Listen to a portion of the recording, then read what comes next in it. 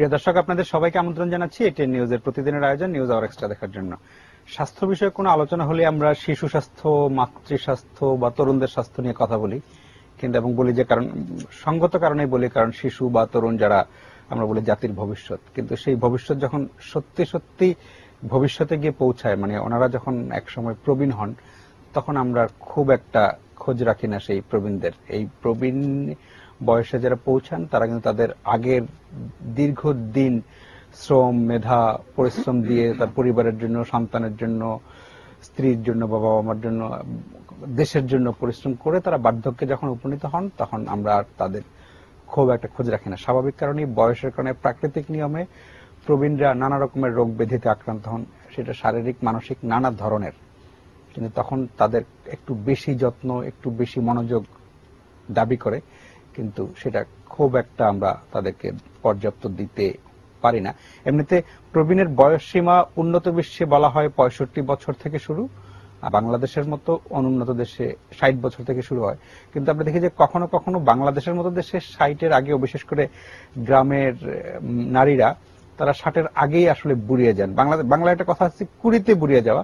কুড়িতে না হলেও 60-এর আগেই বাংলাদেশের গ্রামের মেয়েরা অনেকেই বুড়িয়ে যান এবং নানা ধরনের বার্ধক্যজনিত সমস্যায় আক্রান্ত হন।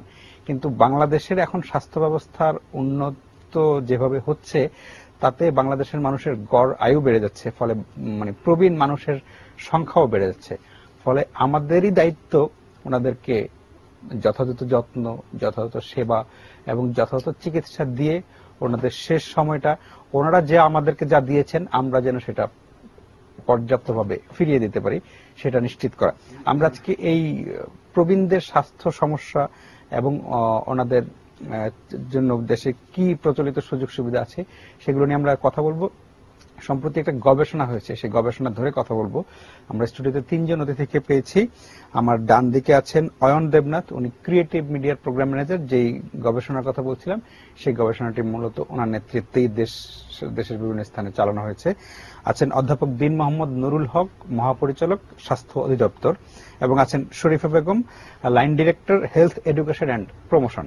আপনাদের 3 জনকে স্বাগত জানাচ্ছি আমাদের অনুষ্ঠানে। আমরা খুবই একটা গুরুত্বপূর্ণ বিষয় নিয়ে আসলে কথা বলছি। এমনিতে সাধারণত আমরা এইসব অনুষ্ঠানে রাজনীতি নিয়ে বেশি আলাপ করি, কিন্তু আমরা অনেক গুরুত্বপূর্ণ জিনিস আসলে এড়িয়ে যাই বা খুব একটা মনোযোগ দেই না।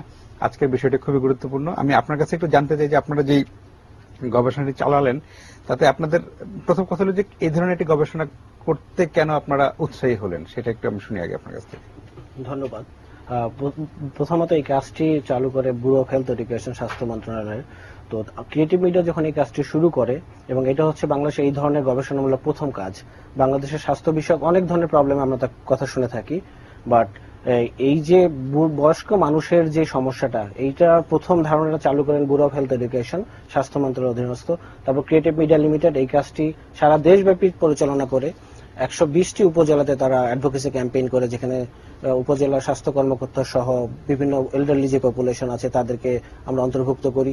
একই সাথে 40টি জেলাতে ওয়ার্কশপ হয়, যেখানে সিভিল সার্জন উপস্থিত ছিলেন এবং অন্যান্য যারা কমিউনিটি মেম্বার্স আছেন, যারা বয়স্ক, যারা পলিসি মেকিং লেভেলের কাজ করেন, এবং একই সাথে যারা বয়স্ক মানুষ, তাদেরকে অন্তর্ভুক্ত করে কাজটি করা হয়। তো এই কাজটি করতে গেলে আমরা যে প্রথমে যে জিনিসটা লক্ষ্য করেছি সেটা হচ্ছে এল্ডারলি পপুলেশন কারা।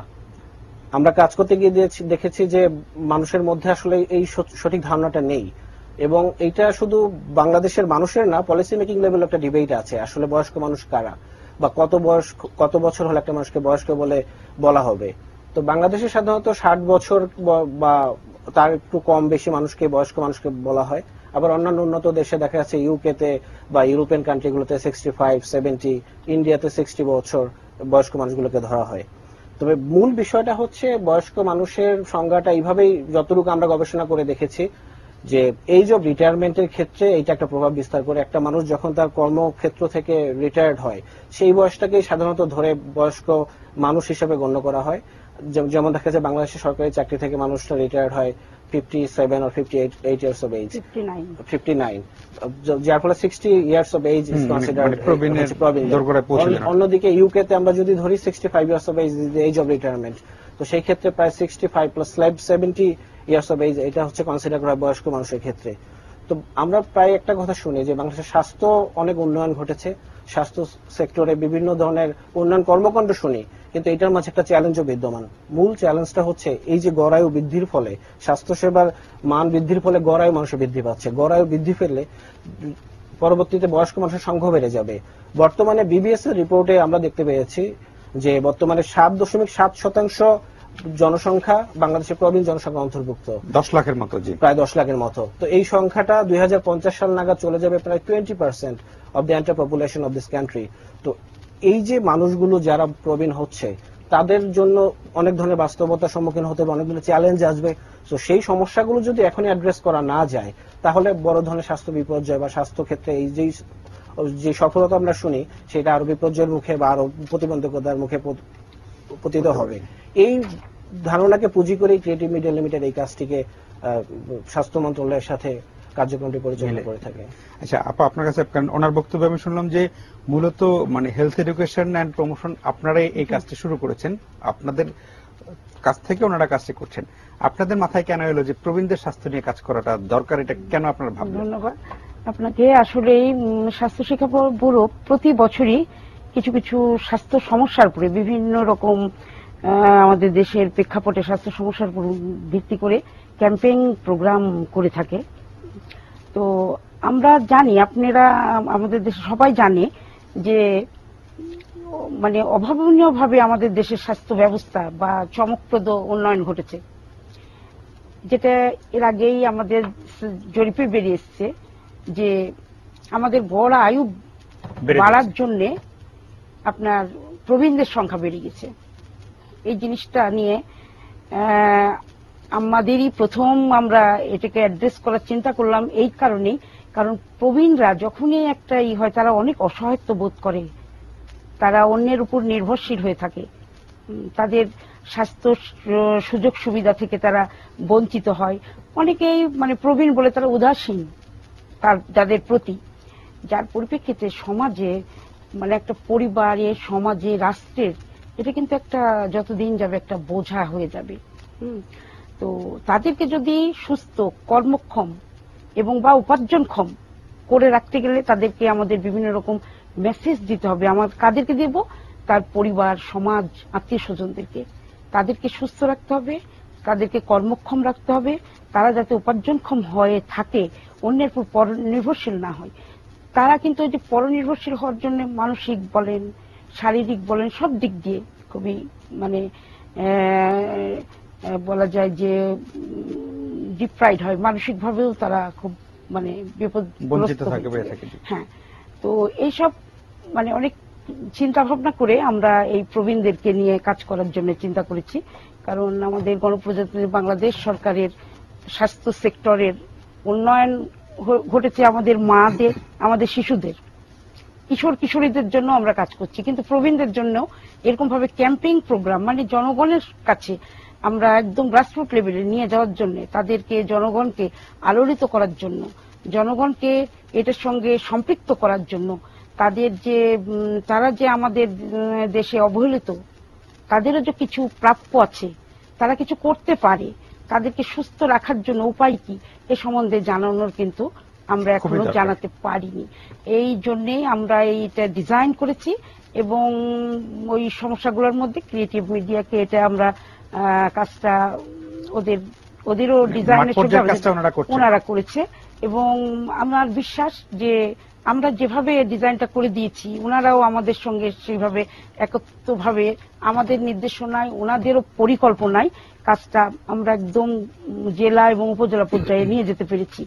এবং প্রাথমিক পর্যায়ে হলেও জনগণকে একটা সচেতন করা, জানানো বা ধাক্কা দেওয়া বলা যায়, আমরা দিতে মানে সক্ষম হয়েছি। এরপরে আবার আস্তে আস্তে তো আমরা যাব, অনেক কাজ হবে। জনাব দিন মোহাম্মদ নুরুল হক, আমি দুজনের কথাতেই যে জিনিসটা বেরিয়ে আসলো যে আপনারা বর্তমানে বাংলাদেশের স্বাস্থ্য ব্যবস্থার অনেক উন্নতি ঘটেছে এবং তাতে মানুষের গড়ায়ু বাড়ছে এবং এটা অবশ্যই আপনাদের অভিনন্দন পাবেন আপনারা, এটা সুখবর। কিন্তু সাথে সাথে কিন্তু এটা হচ্ছে যত গড়ায়ু বেড়ে যাবে মানে প্রবীণ মানুষের সংখ্যা বাড়বে। তার মানে হলো যে প্রবীণদের প্রতি আপনাদের দায়িত্বটা এমনিতে তো আছেই, সেটা আর একটু বেড়ে যাবে আর কি। সেই জায়গাটাতে স্বাস্থ্য অধিদপ্তর বা বর্তমানে বাংলাদেশ সরকার কি ধরনের চিন্তা ভাবনা করছে বা তাদের জন্য আপনাদের করণীয়টা কি আসলে? আমি মনে করি যে প্রবীণ যাদেরকে আমরা প্রবীণ বলে থাকি, তারা কিন্তু প্রত্যেকটা জাতির একটি সম্পদ হিসেবে মনে করি আমি। প্রবীণদের যে অভিজ্ঞতা, এইটা কিন্তু মানে যুগ যুগ ধরে প্রবীণরা বিভিন্ন জিনিস শিখে, লেখাপড়া বা অন্য কর্মক্ষেত্রে তাদের যে অভিজ্ঞতা অর্জন করে, সেটা একটা সমাজের জন্য একটা সম্পদ বলে মনে করি। এবং প্রবীণের ডেফিনিশন কিন্তু বিভিন্ন দেশে বিভিন্নভাবে হয়েছে।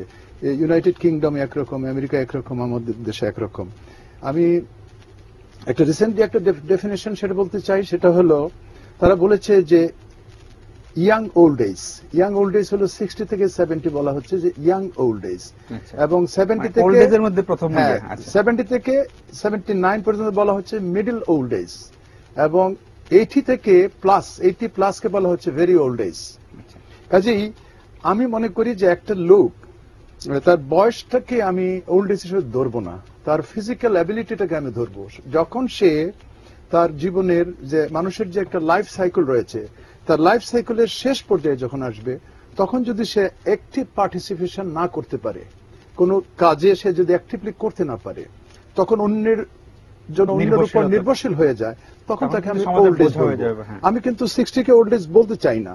এখন পৃথিবীতে লঞ্জিভিটি বেড়েছে, আপনারা জানেন বাংলাদেশের মানুষের গড় আয়ু 71 এর উপরে চলে যাচ্ছে, এবং ভবিষ্যতে আরো ইনশাল্লাহ বাড়বে। এতে করে এই দেশে ওল্ড এজ আপনি দেখেন 80 প্লাস অনেক লোক কিন্তু সমাজে অনেক বেশি কন্ট্রিবিউট করতেছে। এখন কথা হচ্ছে যে এই ওল্ড এজে যখন মানুষ পৌঁছায়, সে ধরেন 70 প্লাস একটা লোক, তার কিন্তু অনেকগুলা ন্যাচারাল সমস্যা চলে আসে, ডিজিজ চলে আসে। যেমন নাকি তাদের বেলায় হয় কি, তাদের আমি যদি উপর থেকে ধরি, যে ব্রেইনে তাদের মেমোরি লস হয় এবং তাদেরকে ডিমেনশিয়া হয়। তারা অনেক সময় প্রেজেন্টটাকে সকালটাকে বিকালে ভুলে যাচ্ছে। সেটা তাদেরকে লোনলিনেস এটার জন্য একটা কারণ হতে পারে। তারা লোনলিনেসটা একটা কারণ বলে মনে করি। প্লাস হচ্ছে আপনার সে হয়তো রিটায়ার্ড লাইফ লিড করতেছে, তার একটা এবং এইজিং প্রসেস, লোনলিনেস এবং রিটায়ার্ড লাইফ, এই তিনটা মিলেই কিন্তু তাকে আরো মেমোরি লস, ডিমেনশিয়া দিকে যাচ্ছে। মানুষ মনে করে যে আমাদের ব্রেইনটা মনে করেন একটা খাতার মতো, তার প্রত্যেকটা পাতার মধ্যে আমরা সকাল থেকে লেখা শুরু করি, এবং সেটাই কিন্তু আমরা মেমোরি হিসেবে থাকে। এবং শেষ বয়সে, জীবনের শেষ পর্যায়ে যখন যায়, তখন হয়তো ওই খাতার পাতা শেষ হয়ে যাচ্ছে, যার জন্য তার হয়তো লেখার সময় থাকে না। যেটুকু ধরে রাখে তখন হয়তো এটা সে সকালে একটা বিকালে ভুলে যাচ্ছে। এইটাকে স্টিমুলেট করার জন্য আপনারা জানেন যে আমরা যে ব্রেইনের যে অ্যাবিলিটি আছে হিউম্যান মানুষের, এটা কিন্তু আমরা হয়তো 1%, 5% আমরা ইউজ করতে পারি না। কাজে ওই ডরমেন্ট মেমোরিকে ইউজ করার জন্য আমাদের অনেক ধরনের স্টিমুলেশন কাজ এখন সমাজে এটা চালু আছে। বিভিন্ন দেশে, উন্নত দেশে কি করে এই যে এল্ডারলি পপুলেশনকে, সিনিয়র সিটিজেনকে কিভাবে দেশের কাজে তাদেরকে সম্পদে পরিণত করা যায়। ওল্ড এজের যে সমস্যাটা আছে সেটার মধ্যে ধরেন একটা আছে মেমোরি লস, 1 নম্বর। 2 নম্বর হচ্ছে আপনি নিচের দিকে আসেন, সবারই ইনভেরিয়েবলি ক্যাটারেক্ট হবে, তারা ব্লাইন্ড হবে, এবং ক্যাটারেক্ট ব্লাইন্ডটা হলো রিভার্সিবল ব্লাইন্ড। এটা কিন্তু এখন উন্নত মানের চিকিৎসার মাধ্যমে তাকে আবার পূর্ণ দৃষ্টি দেওয়া সম্ভব। আরেকটা জিনিস আছে, গ্লোকোমা হয়, ডায়াবেটিকের জন্য অনেকে ব্লাইন্ড হচ্ছে। এই রোগীগুলি তার অবেসিটি ডেভেলপ করে অনেক সময় ওল্ড এজে, সে হাঁটতে পারে না, ওভারওয়েট সে, এবং সেই জন্য ওবেসিটি এটার জন্য আবার আর্থ্রাইটিস ডেভেলপ করে। আর্থ্রাইটিস ডেভেলপ করে অবেসিটির জন্য ডায়াবেটিস হয়, হাইপারটেনশন হয়, এবং ডায়াবেটিস হাইপারটেনশন থেকে হার্ট ডিজিজ, এবং তার এজমার সমস্যা অনেকের থাকে, এবং কানের শ্রবণ শক্তি অনেকের কমে যায়। এটা এজিং প্রসেসের জন্য হয়, এবং অনেকে কুজু হয়ে যায়, হ্যাঁ, অনেকের ব্যান্ডিং হতে পারে, তার ফিজিক্যাল অ্যাবনর্মালিটি দেখা দেয়। আর অনেকের আবার দাঁত পড়ে যায়, তখন সে খাবার ভালো খেতে পারে না। এগুলো তো রয়েছেই। এরপরে অন্যান্য সমস্যার মধ্যে ধরেন যেগুলো আছে, যে তার আমি মনে করি একাকিত্ব একটা বিরাট সমস্যা, তাকে কেউ সময় দিচ্ছে না, এবং তার যে নিউট্রিশন সে নিতে পারতেছে না, তার বডি, তার যে স্ট্রেংথ কমে যাচ্ছে, তার মাসল ওয়েস্টিং হয়ে যাচ্ছে, সে দাঁড়াতে পারতেছে না, সে হয়তো বাথরুম করতে পারে না, তাকে হয়তো হাসপাতাল রেগুলার যাওয়া উচিত। এই যে জেরিয়াট্রিক প্রবলেমস, এগুলো কিন্তু ওল্ড এজের যে এটা আমাদের এখন একটা বিশাল সমস্যা। এটা আমি মনে করি যে মানুষের একদিকে আয়ু বেড়েছে, কিন্তু আমাদের বিশাল জনগোষ্ঠী এখন আমাদের কাছে আসতেছে। আপনি যখন ইউকেতে যাবেন, ইউকেতে গেলে দেখবেন যে বাসের মধ্যে সব বৃদ্ধ লোকেরা আছেন, কারণ ইয়াং যারা তাদের পার্সোনাল গাড়ি আছে বা অন্য সিস্টেমে যায়, কিন্তু বাসটা তারা ইউকে গভর্নমেন্ট তাদের জন্য করেছে, সুন্দরভাবে করেছে প্রবীণদের জন্য। আমাদের দেশে প্রবীণ জনগোষ্ঠী ধীরে ধীরে বেড়ে যাচ্ছে। প্রবীণ জনগোষ্ঠী বেড়ে যাওয়া মানে কিন্তু এটা হেলথের একটা অর্জনের একটা ইন্ডিকেটর, অবশ্যই একটা ইন্ডিকেটর।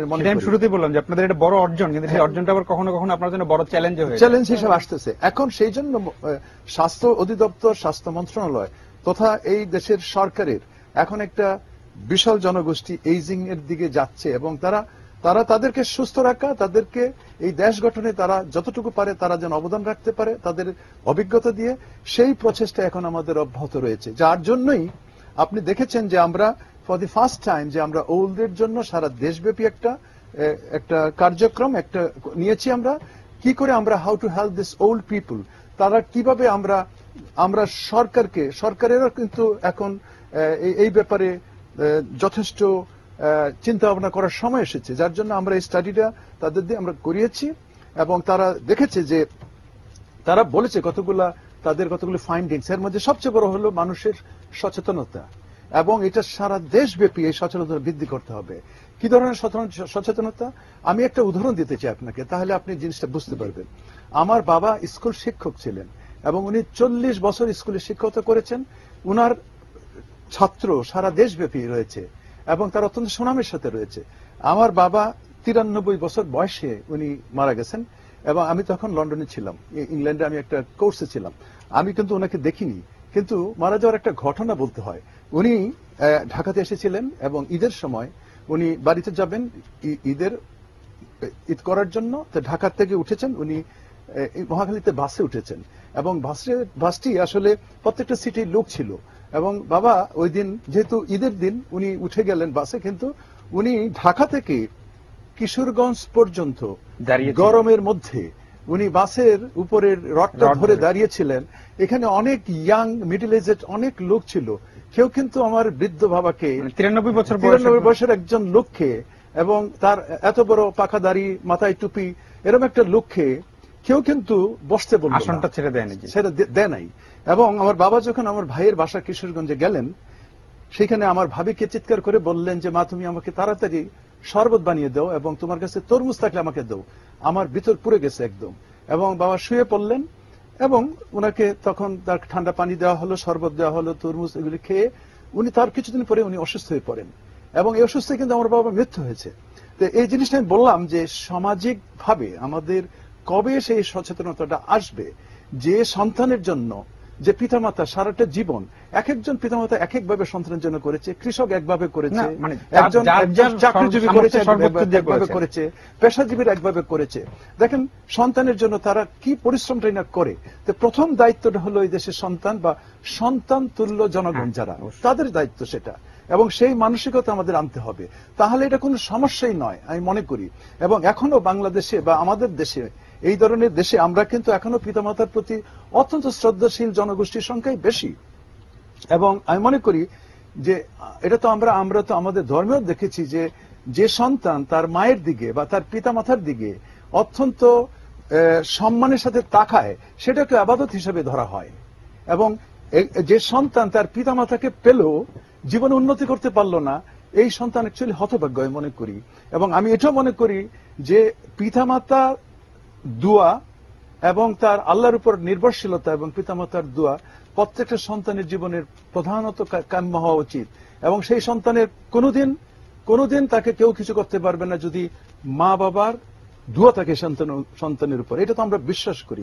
কিন্তু প্র্যাকটিক্যালি আমরা সেটা কিন্তু অনেক করছি না। যদি করতাম তাহলে পিতামাতারকে ওল্ড হোমে যেতে হতো না।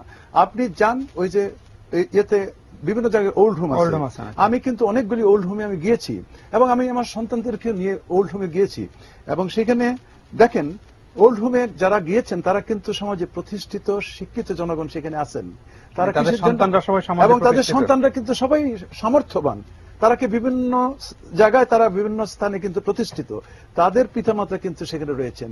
আমি তাদের উদ্দেশ্যে আমি সবার উদ্দেশ্যে বলতে চাই যে এই পিতামাতাদেরকে কিন্তু আমরা একত্রে নিয়ে বসবাস করার জন্য কিন্তু আমরা কিন্তু ইচ্ছে করলেই পারি। আমি একটি কথা এখন বলতে চাই, সেটা হলো আমার জীবনের শ্রেষ্ঠ সময় হলো আমি আমার বাবা মাকে যখন আমি কোনো কিছু দিতে পেরেছি, আমি অর্থনৈতিক ভাবে হোক বা একটা খাবারের জিনিস দিয়ে হোক, একটা পোশাক দিয়ে হোক, তখন যে আমি আমার পিতামাতার চোখে মুখে যে তৃপ্তি দেখেছি, সেটা হলো আমার জীবনের শ্রেষ্ঠ সময়। এবং সেটা নিয়ে আমি কিন্তু বেঁচে আছি, এইগুলো আমার মনে পড়ে। এবং আমার কাছে সবসময় অনুশোচনা হয় যে আমার পিতামাতাকে আমি কেন আরো কিছু করতে পারলাম না, এখন তো চাইলেও আমি পাবো না। এইটা কিন্তু আমার অনুভূতি, এবং এই ধরনের অনুভূতি প্রত্যেকটা সন্তানের তার পিতামাতার জন্য থাকা উচিত বলে আমি মনে করি। জনাব অয়ন দেবনাথ, আপনারা এই জরিপটা করতে আপনারা সারা দেশে ঘুরেছেন, ঘুরতে গিয়ে আপনাদের এই যে মানে জনাব দিন মোহাম্মদ নুরুল হক বেশ কিছু অভিজ্ঞতার কথা বললেন যে পিতামাতার প্রতি সন্তানের দায়িত্ব বা এরকম, আপনাদের অভিজ্ঞতা কি, মাঠ পর্যায়ের অভিজ্ঞতা কি? মানে এমন দু একটা আমি কেস স্টাডি শুনতে যাচ্ছি যে মানে সন্তানের দ্বারা বঞ্চিত বা সন্তানের দ্বারা মানে যথাযথ সেবা পাচ্ছেন এরকম প্রবীণদের সাথে নিশ্চয়ই আপনাদের দেখা হয়েছে। সেই জায়গাটা একটু মানে দু একটা মানে কিরকম আপনার অভিজ্ঞতাটা শুনতে চাচ্ছি। যেখানে তার উদাহরণের মাধ্যমে মূল বিষয়টা যদি আমরা দিকে তাকাই, দেখতে পাবো মূলত স্বাস্থ্য সমস্যা ছিল না, এটা ছিল আমাদের দৃষ্টিভঙ্গির একটা সমস্যা। তো আমরা ওল্ড এজে যে প্রবলেমের কথা বলছি সেটার সাথে স্বাস্থ্য একটি সমস্যা, বাট এখানে মাল্টি সেক্টরাল অ্যাপ্রোচ দরকার। এখানে সামাজিক মূল্যবোধের ব্যাপার আছে, দৃষ্টিভঙ্গির ব্যাপার আছে।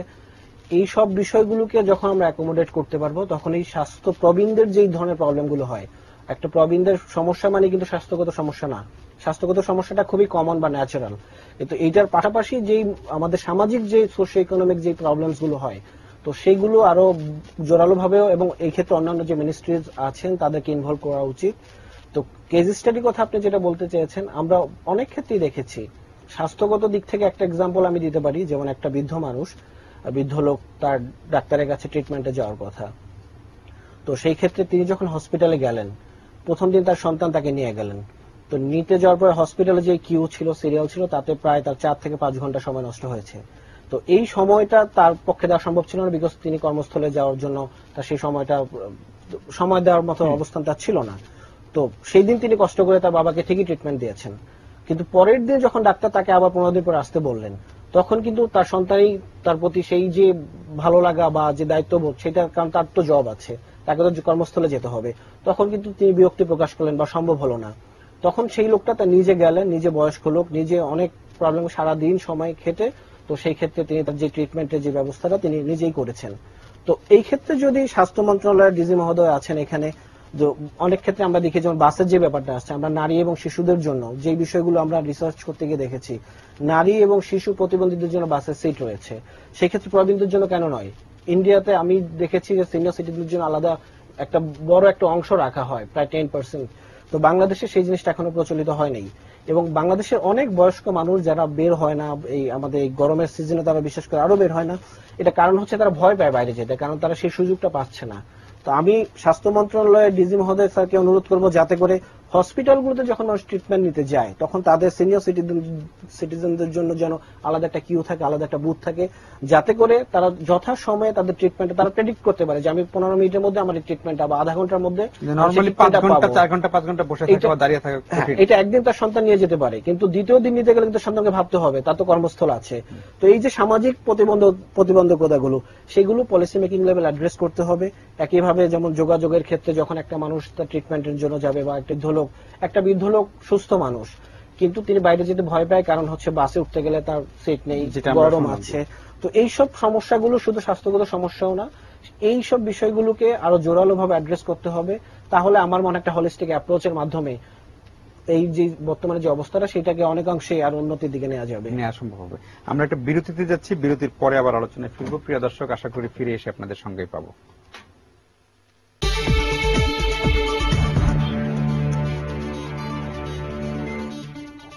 প্রিয় দর্শক, আমরা ফিরে এলাম আলোচনায়। জনাব দিন মোহাম্মদ নুরুল হক, বিরতির আগে অয়ন দেবনাথ যেটা বলছিলেন, সেখানে আমি আপনার বক্তব্যে যদি ফিরে যাই, যে উনি বলছিলেন যে বাংলাদেশে নেই, কিন্তু উন্নত বিশ্বের অনেক জায়গাতেই প্রবীণদের জন্য আসন সংরক্ষণের ব্যবস্থা থাকে, সেটা বাসে হোক, এয়ারপোর্টে হোক, বা কোনো মানে ওয়েটিং রুম, রেল স্টেশন, সব জায়গায় প্রবীণদের জন্য আলাদা করে আসন সংরক্ষণ থাকে। অয়ন দেবনাথ বিশেষ করে যেটা বলছেন যে যদি হাসপাতালে তাদের জন্য একটা আলাদা কাউন্টার করা যায়, যে নর্মালি যদি আমি গিয়ে হাসপাতালে দাঁড়িয়ে আমি হয়তো 4 ঘন্টা 5 ঘন্টা দাঁড়িয়ে থাকতে পারবো, কিন্তু একজন 80 বছর বা 90 বছর বয়স্ক লোক গিয়ে অতক্ষণ দাঁড়িয়ে থাকতে পারবে না।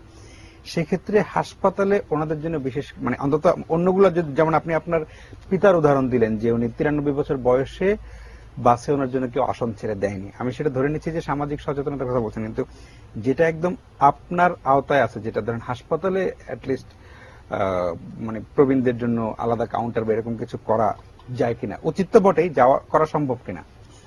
আমি প্রথমে যেটা বলতে চাই যে বাংলাদেশে আপনারা জানেন যে বাংলাদেশের স্বাস্থ্য সেক্টরে কিন্তু ব্যাপক উন্নতি সাধিত হয়েছে, ঈর্ষণীয় সাফল্য এসেছে এবং এটা সম্ভব হয়েছে বর্তমান সরকারের, বিশেষ করে মাননীয় প্রধানমন্ত্রীর ঐকান্তিক প্রচেষ্টায়। এবং উনি বলেছেন যে উনি কখনো চিকিৎসা নিতে বিদেশে যাবেন না।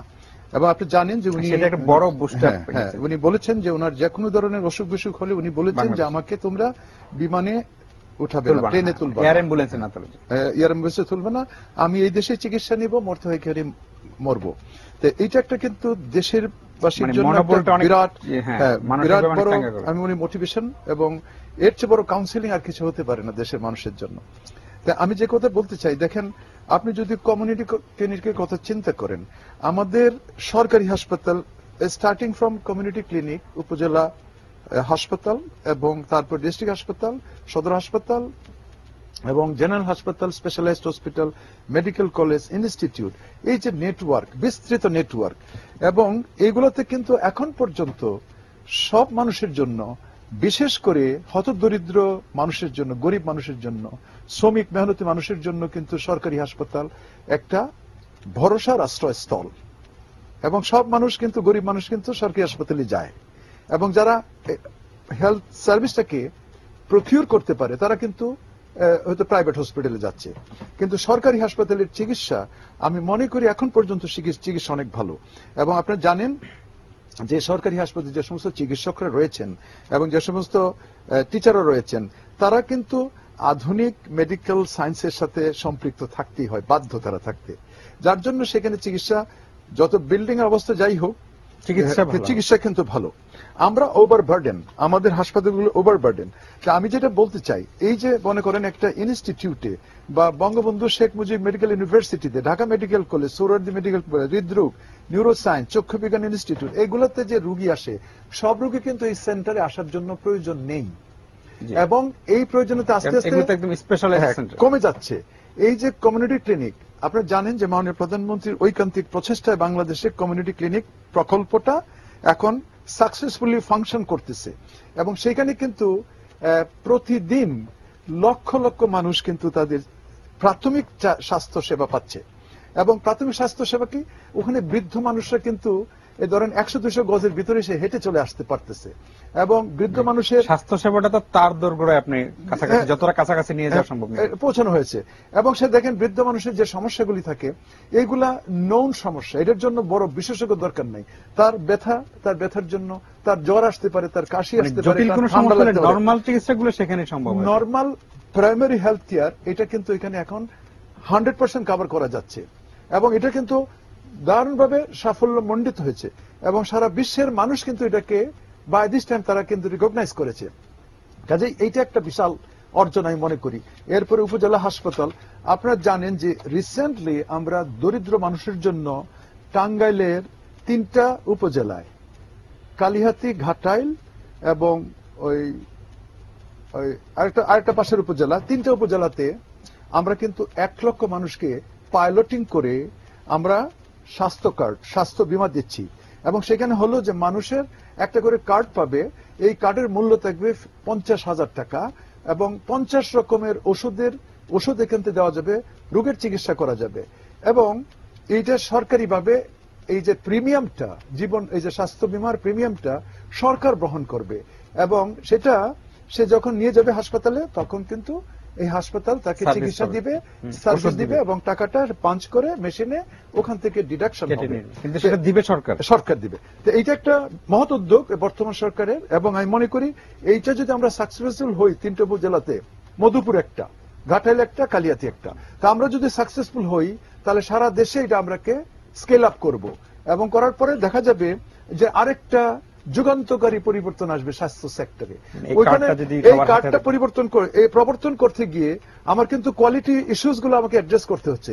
এখানে ডাক্তারদের উপস্থিতি নিশ্চিত করতে হচ্ছে, এবং ক্লিনলিনেস হাসপাতালের আমার রাখতে হচ্ছে এবং অন্যান্য সিস্টার বা অন্যান্য যারা নাকি অক্সিলারি স্টাফ আছে তাদেরও রেসপন্সিবিলিটি 100% এনশিওর করতে হচ্ছে।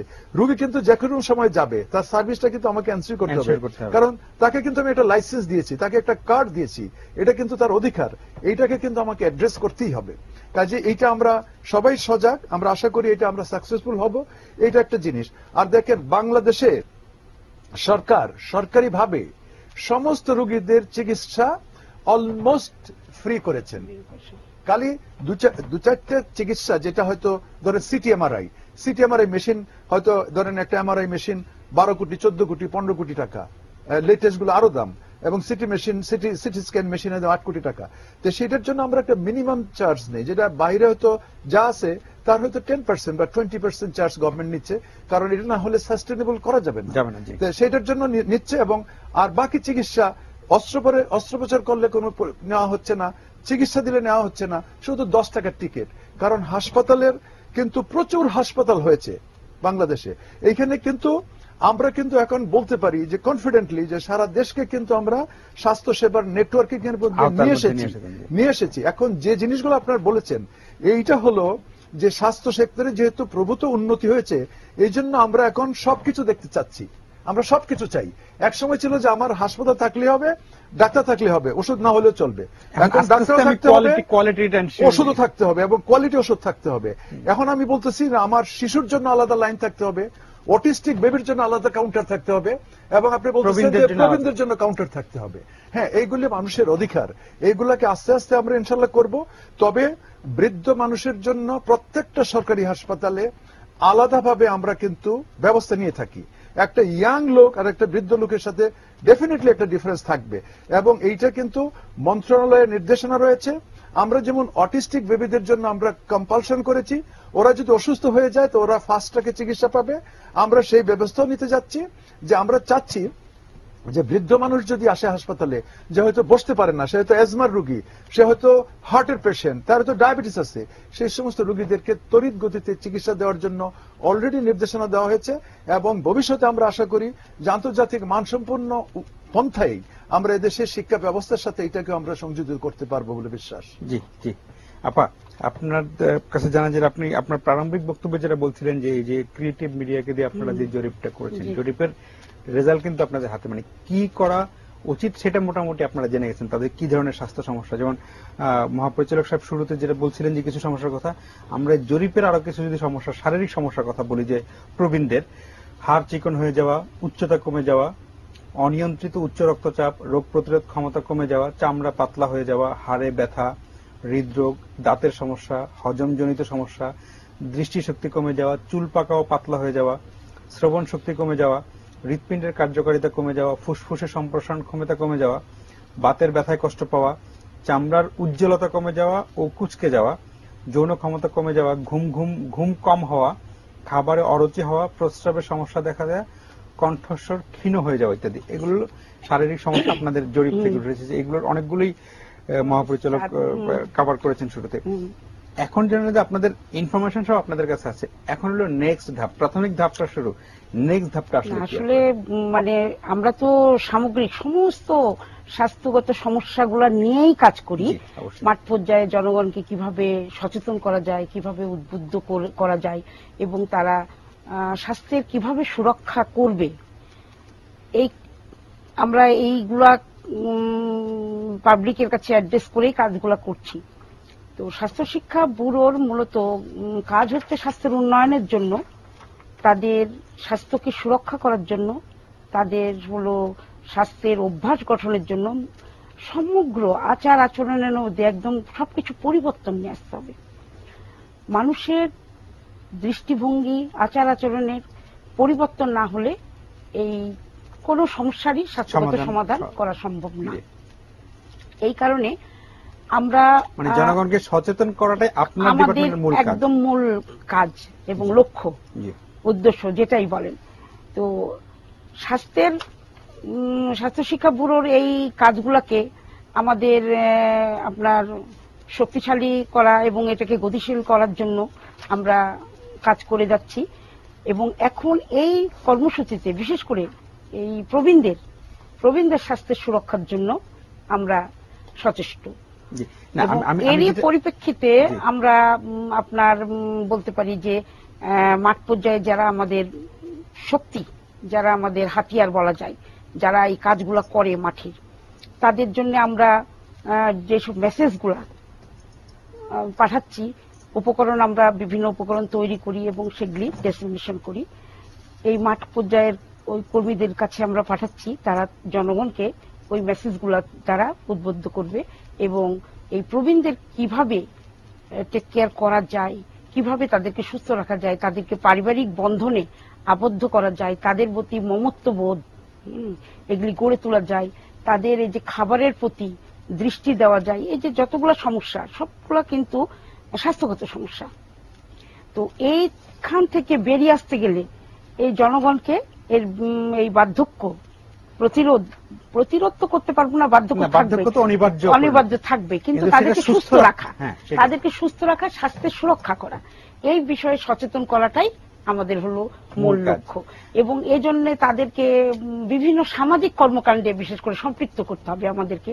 আমরা বয়স্ক মানুষ বলে আমরা উদাসীন ভাবে রাখি যে ও আসার দরকার না, একটা অনুষ্ঠান আমরা পার্টিতেই আমরা সবাই হয়তো যেতে চাই সাজাগুজা করে, হ্যাঁ, সবকিছু বাচ্চাদেরকে বলেন, আমরা নিজেরা খুব সুন্দর কাপড় টুকুর পরে যেতে চাই, হয়তো ভাবি যে আমার এটা বৃদ্ধ মানুষ, বাবা হোক, শ্বশুর হোক, শাশুড়ি হোক, মা হোক, থাক বাসায় পাহারা দিই, কিন্তু এটা করা আমাদের উচিত না। তাকেও আমাদের সঙ্গে তাকেও আমাদের মানে সেখানে অংশগ্রহণের সুযোগ দেওয়া উচিত। আমাদের মোট কথা প্রতিটি কর্মকাণ্ডে তাদেরকে আমাদের সম্পৃক্ত করতে হবে। তাদের যে মনের অবস্থা, মানসিক যে তারা অসহায়ত্ব বোধটা যাতে তারা ফিল করতে না পারে, আমাদের পরিবারের সঙ্গে বন্ধনে তাদেরকে ভালো মতন আবদ্ধ করলে তারা প্রফুল্ল থাকবে, আপনার শারীরিকভাবে সুস্থ থাকবে। এইসব দিকে আমাদের অবশ্যই দৃষ্টিভঙ্গি দেওয়া দরকার। মানে স্বাস্থ্যের সাথে সচেতনতা একদম। আমরা তো মেইনলি স্বাস্থ্য শিক্ষা ব্যুরো জনগণকে স্বাস্থ্য সমস্যাগুলোকে আমরা অ্যাড্রেস করে সচেতন করার জন্য চেষ্টা করি এবং এরিয়াঙ্গকে শুধু আমরা বার্ধক্য না, আমরা প্রত্যেক বছরই বিভিন্ন মানে স্বাস্থ্যগত সমস্যা নিয়ে অ্যাড্রেস করে এই ক্যাম্পেইন পরিচালনা করি। বিভিন্ন কনসাল্টিং ফার্মকে আমরা এটাকে দিয়ে থাকি। এবারও আমাদের 15টার মতন আমরা সার্ভিস প্যাকেজ গুলা সচেতনতামূলক করেছি এবং তার মধ্যে এটা শুধু আপনার এটা যে আমরা বিভিন্ন ক্যাম্পেইন যে ডিস্ট্রিক্ট জেলা পর্যায়ের ওয়ার্কশপ, ওরিয়েন্টেশন এবং থানা পর্যায়ে সেটা না, আমরা এই যে আজকে যেটা আমাদের টকশো বলি আমরা এই বিষয়ে বার্ধক্যের উপরে, এর আগে আমার মনে হয় না যে এরকম ভাবে মানে আলাদা করে কেউ এভাবে তাদেরকে নিয়ে চিন্তা করেছে বা তাদের সম্বন্ধে এত কথা বলেছে, আমার মনে হয় না। তো এটাও একটা কিন্তু আমাদের সমাজে আলোড়ন সৃষ্টি করা, যে সবাই জানুক তাদেরকে নিয়ে চিন্তার বিষয় আছে, তারাও আমাদের সম্পদ, অবশ্যই তাদেরকে আমাদের উন্নয়নশীল কাজে সম্পৃক্ত রাখতে হবে এবং যতক্ষণ না আমরা বোঝা না করি, যতক্ষণ না সম্পৃক্ত না করব, ততক্ষণ কিন্তু পর্যন্ত আমরা তারা কিন্তু সমাজের মধ্যে বোঝা হয়ে যাবে। তাদেরকে আমরা উন্নয়ন কর্মকাণ্ডে লাগাবো, আপনার পরিবার বলেন, আমাদের সমাজ বলেন, রাষ্ট্র এটার থেকে উপকৃত হবে বলে আমার বিশ্বাস, আমি বিশ্বাস এটাতে করি। আর এছাড়াও আপনার যে আমাদের আপনার প্রবীণদের নিয়ে শুধু এইটা না, তাছাড়া আমরা ক্রিয়েটিভ মিডিয়ার মাধ্যমে আমরা বিভিন্ন চ্যানেলে টিভিসি প্রোগ্রাম গুলাও এটার উপরে দেওয়া হচ্ছে, যাতে জনগণ আরো সচেতন হয় এবং আলোড়িত হয়, এই সম্বন্ধে সজাগ হয়। যেটা হলো আমরা আরেকটা বিরতিতে যাচ্ছি, বিরতির পরে আবার আলোচনায় ফিরবো। প্রিয় দর্শক, আশা করি ফিরে এসে আপনাদের সঙ্গেই পাবো।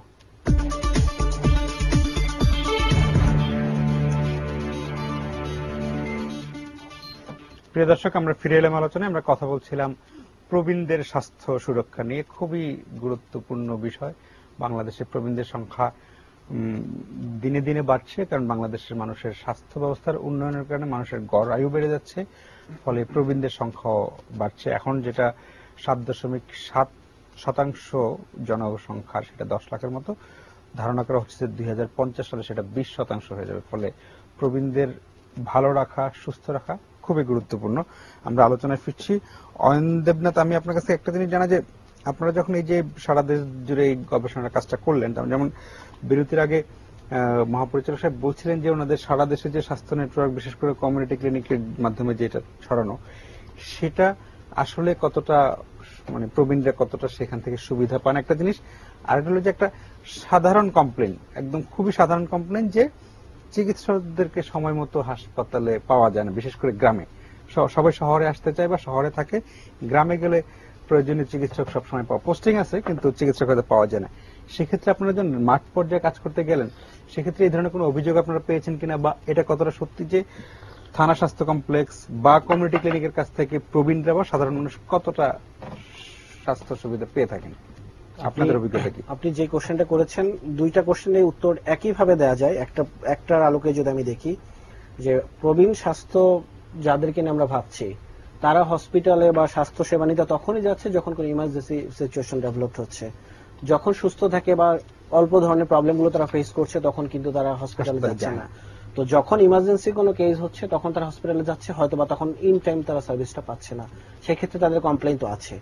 আরেকটা বিষয়টার সাথে জড়িত যে তারা সচেতন না, অনেকাংশেই সচেতন না। কেন? কারণ তারা জানে না, তা বা ফিল করতে পারে না যে বয়স বাড়ার সাথে সাথে আমার কিছু প্রবলেমস অটোমেটিক্যালি ডেভেলপড হবে, এটা খুবই ন্যাচারাল, এজিং প্রসেসের সাথে সেটা হয়। তো এই যে মাইন্ডসেটটা, এটা অনেকের মধ্যেই জানা নেই, যার ফলে তারা অনেক সময় ঘাবড়ে যাচ্ছে। কোনো স্বাভাবিক প্রবলেম হলেই তারা বুঝতে পারছে না কি করা উচিত বা কি করবে ওই প্রেক্ষাপটে, যার ফলে তারা যেই ধরনের মেডিকেল সাপোর্টটা আসলে প্রত্যাশা করে সেটা সময় মতো অনেকাংশে পাচ্ছে না। যদিও কমিউনিটি ক্লিনিকে এবং অন্যান্য যে উপজেলা হেলথ কমপ্লেক্স গুলোতে আছে, সার্ভিস আগের তুলনায় মাচ বেটার। তারপরও ওই যে বললাম যে তারা সচেতন না কোন সময় যেতে হবে এবং কোন সময় ট্রিটমেন্টটা নিতে হবে। রেগুলার যদি চেক আপ করি তাহলে কিন্তু আমার সমস্যাগুলো যেভাবে অ্যাকিউট হচ্ছে, হঠাৎ করে অ্যাকিউট হয়, সেটা আগে হয়তো এতটা ছিল না। তো সেই কমপ্লেইনটা তো আছেই। এবং একই সাথে যদি সচেতনতামূলক ভাবে তাদেরকে প্রমোট করা যায়, না আপনার এই ধরনের প্রবলেমস গুলো খুব ন্যাচারাল, এগুলো ডেভেলপড হবে, আপনি সবসময় কেন ক্লিনিকে সময় মতো যান না কেন, আপনি যাবেন, ট্রিটমেন্ট নেবেন। এবং কমিউনিটি ক্লিনিক একটা ব্যাপার আছে, যখন আপনার কোনো কমিউনিটি ক্লিনিকের সার্ভিসটা আপনি পাবেন না, তখন তারা কিন্তু বেটার কোনো এসে রিকমেন্ড করে দিবে উপজেলা হেলথ কমপ্লেক্সে, তারপর থেকে আপনার ডিস্ট্রিক্ট লেভেলে যাবে, সেটা থেকে আবার ঢাকাতে রিকমেন্ড করবে বা অন্যান্য বিভাগীয় শহরগুলোতে। তো সেই ব্যাপারগুলো তাদেরকে আগে জানানো দরকার, তাকে অবহিত করা দরকার। এবং আমরা এই গবেষণা করতে গিয়ে শুধু গবেষণা করছি তা না, আমরা যেটা প্রথম থেকেই ভেবেছি সাধারণ মানুষকে সচেতন করতে হবে। তো সাধারণ মানুষকে সচেতন করা সামগ্রিক অর্থে এটা অনেক গুরুত্বপূর্ণ এবং কঠিন একটা কাজ। তবে সবচেয়ে ভালো মাধ্যম হচ্ছে ম্যাস মিডিয়া, যেটা আমাদের লাইন ডিরেক্টর অলরেডি বলেছেন। তো সেই ক্ষেত্রে আমরা টিভি স্ক্রলে আমরা হেলথ মেসেজ গুলো ডিসেমিনেট করছি, যাতে করে মানুষ ঘরে বসে টেলিভিশনের মাধ্যমে জানতে পারে। ডকুমেন্টারি হচ্ছে, এই টপিকের উপর আলোচনা করা, ডকুমেন্টারি করা হয়েছে কি কি প্রবলেমস গুলো হতে পারে, গভর্নমেন্ট কি কি ইনিশিয়েটিভস গুলো নিয়েছে, এবং ভবিষ্যতে যদি তাদের কোনো প্রবলেম এই ধরনের রিলেটেড ফেস করে তাহলে সেই ক্ষেত্রে তারা কি করবে। এবং এইটার সাথে আরেকটা বিষয় ডিজি মহোদয় যিনি বলেছেন, টাঙ্গাইলে যে কেস স্টাডিটা, এটা খুব ইম্পর্টেন্ট। আমরা ওখানেও এখানে আমাদের যে সার্ভেটা করেছি, ওখানকার যে সার্ভেটা করেছি এটা খুব ইফেক্টিভ হয়েছে, মানুষ কিন্তু অনেকভাবে এটাকে স্বাগতম জানিয়েছে। তবে এটা করা হয়েছে সাধারণত একদম দরিদ্র লোক যাদের, তাদের ক্ষেত্রে। তো এই জিনিসটা কি যাদের দরকার তাদের জন্য, খুব গরিব মানুষদের জন্য, রিগার্ডলেস অফ এজ। তো এই বিষয়টা কি একই সাথে যারা প্রবীণ আছেন, এবং এটা একটা পাইলট প্রজেক্ট ছিল, আমার মনে হয় এটা খুবই আমরা যতটুকু দেখেছি এটা খুবই সাকসেসফুল একটা প্রজেক্ট। আমার মনে হয় এটা সমগ্র বাংলাদেশে এটাকে রেপ্লিকেট করা উচিত, এবং যিনি বললেন যে এটা আসলে একটা বৈপ্লবিক চেঞ্জ নিয়ে আসতে পারে। এবং এইটার সাথে একটা স্পেশাল এমফেসিস কি প্রবীণদেরকে দেওয়া যায় কিনা। যেমন আমরা জানি যে ন্যাশনাল আইডি কার্ডে সব ডাটা আছে, তো সেই ক্ষেত্রে সেই ডাটা থেকে প্রবীণদের একটা এজ আছে, সেইটাকে একটা সেগ্রিগেট করে তাদের জন্য এই হেলথ কার্ডের মাধ্যমে আরেকটু স্পেশালাইজড কোন পরিকল্পনা স্বাস্থ্য মন্ত্রণালয় যদি নেয়, শুধু প্রবীণদেরকেও যদি দেওয়া যেত, প্রবীণদেরকেও দেওয়া যায়, প্রায়োরিটি বেসড। সেই জিনিসটা ফুটে এসেছে যখন আমরা টাঙ্গাইলে এই রিসার্চটা করি, সার্ভেগুলো করি, তখন মানুষ অনেকেই প্রবীণরা বলেছেন যে এই জিনিসটা খুবই ভালো এবং খুবই ইফেক্টিভ তাদের জন্য। সেই আলোকে আমাদের রিকমেন্ডেশন এই জিনিসটা ফুটে এসেছে। জনাব দিন মোহাম্মদ নুরুল হক, আপনি নিজে একজন চিকিৎসক, সেই হিসেবে আপনার কাছে মানে সচেতনতার কথাটা আসছে। সচেতনতার কয়েকটা ব্যাপার, যেমন ধরেন আপনি ডায়াবেটিসের কথা বললেন, যে ডায়াবেটিসের সাথে কিন্তু অনেক রকমের সমস্যা হয়ে যায়। তাহলে আপনি যদি আগে ডায়াবেটিসটা নিয়ন্ত্রণে রাখতে পারেন, তাহলে কিন্তু আপনি অনেক ধরনের শরীরের সমস্যা থেকে বেঁচে যাবেন। তারপরে ধরেন আপনি যদি আপনি ব্লাড প্রেশারটাকে যদি রেগুলার রাখতে পারেন, তাহলে আপনার হার্টের ঝুঁকিটা কমে যাবে। এই ক্ষেত্রে কিন্তু সচেতনতাটা কিন্তু, কারণ আপনার বয়স যখন হবে কিছু অনিবার্য আপনার রোগ আপনার শরীরে বাসা বাঁধবে। সেই যে আপনি যদি আগে থেকে সচেতন রাখতে পারেন সবাইকে, তাহলে কিন্তু এই ঝুঁকিটাও কমে যাবে, ফলে আপনাদের কাজটা কিন্তু অনেক সহজ হয়ে যাবে। সেই জায়গাটাতে একজন চিকিৎসক হিসেবে আপনার পরামর্শটা শুনতে চাচ্ছি যে প্রবীণদের জন্য যারা, তারা যদি একটু নিয়মিত খাওয়া দাওয়া করে, নিয়মিত হাঁটা বা নিয়মিত লাইফ লিড করলে কিন্তু তাদের আয়ুটাও বাড়বে এবং স্বাস্থ্য ঝুঁকিটাও কমবে।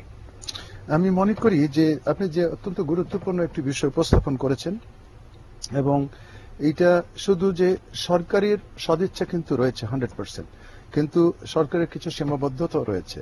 এবং ধরেন এই বিশাল জনগোষ্ঠী বাংলাদেশে, তাদের প্রত্যেকের কানের কাছে একটা সংবাদ পৌঁছে দেওয়া যে বৃদ্ধ হলে এই জিনিসগুলি হবে, তাদের জন্য এই স্পেশাল অ্যাটেনশনটা নিতে হবে, এই যে সমাজ ব্যবস্থা, এইটা আমরা নিশ্চয়ই সবার কাঙ্ক্ষিত। তো আমি যে জিনিসটা বলতে চাই, মনে করেন যাদের সন্তান নেই এবং যে সমস্ত বৃদ্ধ পিতামাতার সন্তান থাকলেও তারা বিদেশে আছেন, অবস্থান করছেন, অথবা দেশে থাকলেও তাদের কর্তব্য পালন করছেন না, তাদের জন্য একটা বিশাল গোষ্ঠী কিন্তু তারা রয়েছে। তাদের জন্য আমি